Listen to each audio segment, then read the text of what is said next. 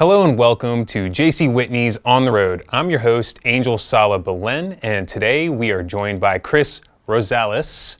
How you doing, Chris? Good, how are you? Doing well, thanks for being here. Of course. From what I understand, you started from humble beginnings to now racing around a track, writing stories for Motor1.com, and living your best life at 26 years old. Something like that. I don't know, humble as it can be. I don't know, I used to deliver pizzas, and then one day I started writing about cars. I don't know. I mean, what else do you want to know? Yeah, I mean, I'd like to know how you got started covering cars from delivering pizzas. Where was that transition there? Weirdly, it was, so around the time I was working at actually an Italian restaurant, I just wanted to be involved in cars, somehow, some way. So I had a camera at home, I had like a Rebel XTI or whatever, and I figured out that I lived 15 minutes from Willow Springs. And at Willow Springs, there was drift events at the time, a bunch. It was called Just Drift. It's long gone now. But I would just show up every weekend that they were there, and I would just take photos of the drift cars, post them on Facebook, try to share it around, maybe write an article, a write-up or two about like, oh, this is it, and try to just like make friends in this community. And the goal at the time was to shoot Formula Drift. It took about 3 years until I finally I ran into my friend Tommy, who used to shoot for Mad Mike. And I just put it out there. I'm like, I want to shoot FD. And he made it happen next year at Long Beach, in Long Beach 2016. That was the first year I shot FD. And quickly learned it doesn't make money, and I needed to make money.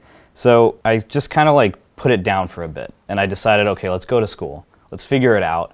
And figured out again that it wasn't for me, going to school, doing the normal job thing. And I was working with my dad at the time, and I just quit. I'm like, you know what? We're gonna figure this out now. I just started writing articles. I started doing this freelance on Kinja. I guess you remember Opposite Lock on Jalopnik? Yep. And within about a month, Andrew Collins, a former boss of mine and a good friend, he tweeted a job posting. It's like, I'm looking for a writer that has a mechanical experience, but not a lot of writing experience. Guy who knows how to work on cars can talk about it. And put in my submission, and about 2 weeks later he replies with the email. He says, hey Chris, I liked some of your stuff, which is really funny. And 3 interviews, and here I am. Were there any newfound appreciations when you started getting into this world, this field? Getting into writing, the appreciation was sort of, weaponizing might be the wrong word, but weaponizing something I used to do as a passion, is making it work. It's making it not sitting there agonizing over the words, but just okay, we have to deliver now and get that done. And also learn how to spend that time with the car and with the words and turn it into something that people will read and enjoy. Not just a product for myself was very interesting. And especially once I started moving past just news posts, starting doing reviews, I started really enjoying the time I was spending with the cars. That was very special to me. Press trips, I can take or leave, honestly. Getting flown around the world sounds amazing. But what I really love is sitting down with the car for a week, getting to know it, and really delivering some sort of precise detail about the car and how it drives. What are your personal aspirations moving forward as an automotive journalist? Oh, video. Video. 1000% video. Why? I love writing, and writing is such an art form that I haven't mastered. It's like anything.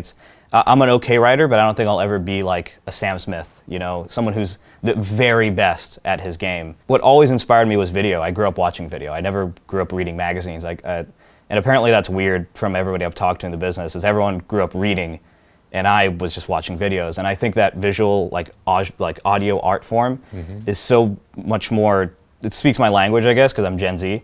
And I want to see the cars dance and move on screen, and I want to, I guess, in my case, a British dude telling me about why it's cool or why it's not and drifting it around. It's more just down to, I think that's where I want to go and how I want to communicate my romance for the car, for automobiles. Right. Because that's all as a car guy and a car enthusiast, it really is just a romanticized idea. Oh yeah, we're just down bad for cars. Down bad for cars. Down bad for cars. Exactly. Do you have anything new in the works that we should be on the lookout for? Yeah, so we're actually, there's a couple things. So Motor1.com. We got brand new, amazing staff. A lot of people from Road and Track, headed up by Travis Sokolsky, and the talent on staff is incredible. So writing-wise, we're going to be doing a lot more features, reviews, focusing in on the love of cars and really talking about them on a high level. We already have my colleagues, Chris Perkins and Victoria Scott, talking technical every week. There's a column every week about, you know, one specific thing on a new car, some automotive technology. Peter Holdreth, he's actually associate editor. He's writing about batteries. He's really an expert on EVs and hybrids. And that's not even discounting the rest of the staff. I mean, there's just such a breadth of talent that I'm lucky to be around even. I'm learning so much from everybody else. And the readers, you should just all come read us because it's so good. It's so good what we're delivering, and we really have world-class people on staff. That's just the writing. YouTube is coming as well. Okay. I'm working with my video producer, Kyle Freudenberg, good dude, and I'm scripting out, doing these whole things, road tests, technical reviews, anything I can think of to put on video and talk about that passion I was talking about. Is put that on screen and really do it from a place of romance and do it from a place of love for the car. That's right. Rather than just like, you know, we need your reviews where you stand up and say, hey, this is the car, the door opens.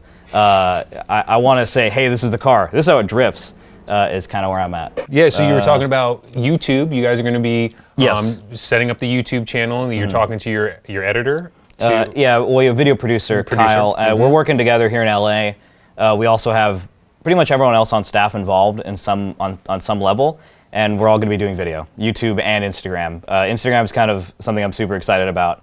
Even though it's not conventional, I love short form. I think it's hilarious what you can do at short form. Yep. And really hone in on what you can do in 60 seconds on a reel. We'll see what comes of that. I'm curious, because for me it's all new. This is the first time I've done like video in a serious capacity. I did a few videos at my previous gig, but this time like it's pretty serious. It's next level. It's a little stressful actually. I'm like, I have resources. What do I do with resources? Yeah, resources and responsibility. Yeah. Someone's looking at you for something like that. Yeah. something to be produced. So now I have to ask you, I ask everybody, do you have a defining moment in a car that you can point back to and say, this is that moment where my appreciation for cars really started? I feel like I have one of those every time I'm in a press car. I always love that, but I think the moment that started it all, this is going to sound so corny. So it all comes back to my love for games, and that's been a through line in my articles as well, is video games as a vector for loving cars. And it's because that's how I figured it out. I actually didn't play Gran Turismo until I was like 10 years old or whatever. What I did play was Need for Speed Porsche Unleashed, and the nerds in the crowd will know that the cover car was a 911 Turbo, 996. And I think I was about 6 years old. Me and my family, I was in the back of my mom's 4Runner. We were somewhere in mid-city LA, and I saw this speed yellow 996 Turbo. And just that image of the car like seared into my brain. And the fact that it wasn't just like a blocky pixel thing, it was this alive sort of breathing thing, this machine I could interact with and one day like actually drive and see come to life. That was it. That was like, oh, okay, I love cars. And my family, they're not into cars. I like not anybody in sight that likes cars in my family kind of thing. It was just worked out for me. I liked Hot Wheels. I liked all that stuff. And I guess it all sort of came to this point where now my dream life is just driving a different car every week. That's what I always love, is getting in and learning a new car. So there's that, and then I have something with every single press car, honestly. I can remember every single one. To me, it sounds like there was a dream, right? So like there was the dream of the car, and then having the moment of, this is really here. This is an actual thing. This is from the video game into reality. Like you said, that breathing, alive, you know, taking that transition from the digital world to the real world. I feel like that would be huge for me too. Yeah, that was nuts. That's all I think of. How can people stay in the loop with what Motor One is doing and what Chris is doing? So first things first, motor1.com. That's where you stay in the loop. Everything goes through motor1.com. There's also our socials. There's motor1, number 1.com, at motor1.com on Instagram, and at Chris Has a Camera on Instagram, where you can follow my personal hijinks, of which there are many. I'm something of an idiot on social media, so. Have fun on social media. Yeah, something like that. Definitely no illegal activities. Zero illegals. Zero illegal activities, yeah. Yeah. Nothing bad happening with any of the press cars ever. Do you have any new projects, anything that you want to plug in while we have, listeners' ears and eyes? Sure. Yeah, I would love for everybody to go watch the YouTube videos we just put out. Lotus Emira review, something I'm very proud of. We worked very hard on that, honing in the voice for our first review on Motor One, at least the first new review of this new era of Motor One. and we're going to have a Mustang Dark Horse tech breakdown, and we're going to have the first episode of my Subaru BRZ project. That's my personal car, and we went to the track with it. It's exciting, and there was a goal, there was pain, there was crying almost.